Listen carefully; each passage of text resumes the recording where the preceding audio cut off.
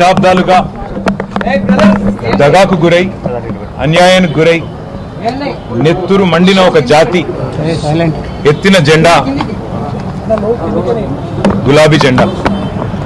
సరిగ్గా 25 సంవత్సరాల కిందట త్యాగాల పునాదుల మీద ఆనాడు తనకు అప్పుడున్న పార్టీ ద్వారా సంక్రమించిన డిప్యూటీ స్పీకర్ పదవికి, శాసన సభ్యత్వానికి, అట్లాగే పార్టీలోని రాష్ట్ర బాధ్యతలకు అన్నిటికీ కూడా గుడ్ బై చెప్పి తెలంగాణ రాష్ట్రం ఏర్పడితేనే ఒక స్వీయ రాజకీయ శక్తిగా తెలంగాణ ప్రజలు ఎదిగితేనే ఈ ప్రాంత సమస్యలకి చరమగీతం పాడొచ్చు, శాశ్వతంగా ఈ ప్రాంతం గతంలో ఏదైతే సిరి సంపదలతో తొలతూగిందో అట్లా మళ్ళీ ఉద్భవించవచ్చు అనే ఆలోచనతో పెద్దలు కేసీఆర్ గారు ఆనాడు 25 వసంతాల కిందట పార్టీని ఏర్పాటు చేసి కొండా లక్ష్మణ్ బాపూజీ గారు ఇచ్చిన ఆశ్రయం జలదృశ్యంలో జెండా ఎత్తిన విషయం మీకు తెలుసు. మరి 25 సంవత్సరాల్లో ఒక అరుదైన చరిత్ర కలిగిన పార్టీ బీఆర్ఎస్ పార్టీ. మొదటి 14 ఏళ్లు తన పోరాటంతో తెలంగాణ ప్రజలను ఐక్యం చేసి తెలంగాణ జాతిని మొత్తంగా ఎక్కడికక్కడ లక్షల సంఖ్యలో సమీకరిస్తూ వారికి తెలంగాణ రాష్ట్ర ఏర్పాటు ఆవశ్యకతను బోధిస్తూ అంబేద్కర్ గారు చెప్పిన విధంగా బోధించు, సమీకరించు, పోరాడు అన్నట్టుగా అడుగడుగున పోరాటాలు చేస్తూ ఢిల్లీ మెడలు వంచిన పార్టీ ఈ గులాబీ జెండా పార్టీ, ఈ బీఆర్ఎస్ పార్టీ. 10 ఏళ్ల పాటు ప్రజలు అధికారం ఇస్తే మరి ఒక బాధ్యతగా భావించి రాష్ట్రం సాధించిన పార్టీకే ప్రజలు బాధ్యతనివ్వడాన్ని ఒక గౌరవంగా భావించి రాష్ట్రాన్ని అగ్రభాగాన 10 ఏళ్ల తన పరిపాలనలో నిలబెట్టిన నాయకుడు మహానాయకుడు కేసీఆర్ గారు. అట్లా నడిపిన పార్టీ బీఆర్ఎస్ పార్టీ. అదేవిధంగా గత 2.5 సంవత్సరాలుగా ఈ దుర్మార్గ అరాచక పాలనకు వ్యతిరేకంగా తెలంగాణలోని కోట్లాది మంది అణగారిన వర్గాల తరపున, అణగారిన ప్రజల తరపున ఇవాళ వారి గొంతుకై నిలుస్తున్నది బీఆర్ఎస్ పార్టీ.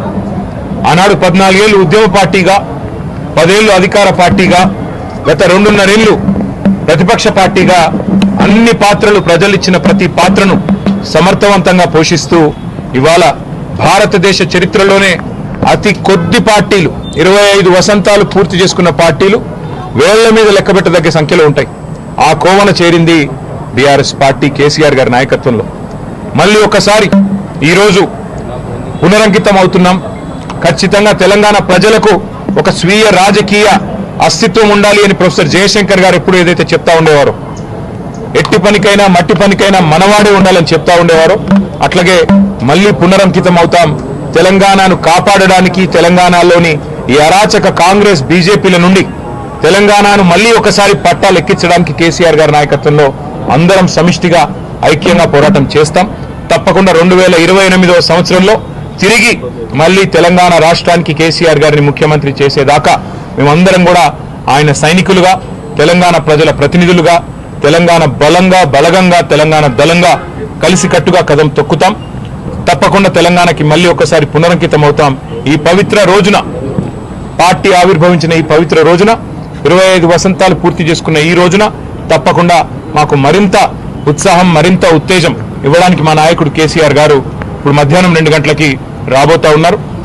వారి రాక కోసం, వారి దిశానిర్దేశం కోసం తెలంగాణలోని లక్షలాది మంది గులాబీ దండు ఎదురు చూస్తా ఉన్నారు. ఈ సందర్భంగా వారికి కూడా నేను హృదయపూర్వకంగా 25 ఏళ్లుగా ఎత్తిన జెండా దించకుండా పోరాడుతున్న ప్రతి కార్యకర్తకి, ప్రతి నాయకుడికి, ప్రతి అభిమానికి, ప్రతి కేసీఆర్ సోదరుడికి, సోదరికి, సోషల్ మీడియాలో కూడా మా తరపున ఉధృతంగా పనిచేస్తున్న సోషల్ మీడియా వారియర్లకు, మాకు అండగా నిలబడ్డ జర్నలిస్టు మిత్రులకు, కవులు, కళాకారులకు, ఉద్యమంలో మొదటి నుండి ఆయువు పట్టుగా నిలిచిన మా విద్యార్థి సోదరులకు, అట్లాగే తెలంగాణ సాధనలో కీలకంగా పనిచేసిన ఉద్యోగులకి, అట్లాగే తెలంగాణ సాధనలో కీలకంగా పనిచేసిన మా న్యాయవాద మిత్రులకి, ప్రతి వర్గానికి, సబ్బండ వర్గాలకు, సకల జనులకు శిరస్సు వంచి ఇవాళ తెలంగాణ సాధనకు తోడ్పడ్డ ప్రతి ఒక్కరికి, కేసీఆర్ గారితో నడిచిన ప్రతి ఒక్కరికి హృదయపూర్వక వినమ్ర ధన్యవాదాలు తెలియజేసుకుంటూ ఈ సందర్భంగా మళ్ళీ పునరంకితం అవుతూ పునరుత్తేజంతో ముందుకు పోతామని తెలియజేస్తాం.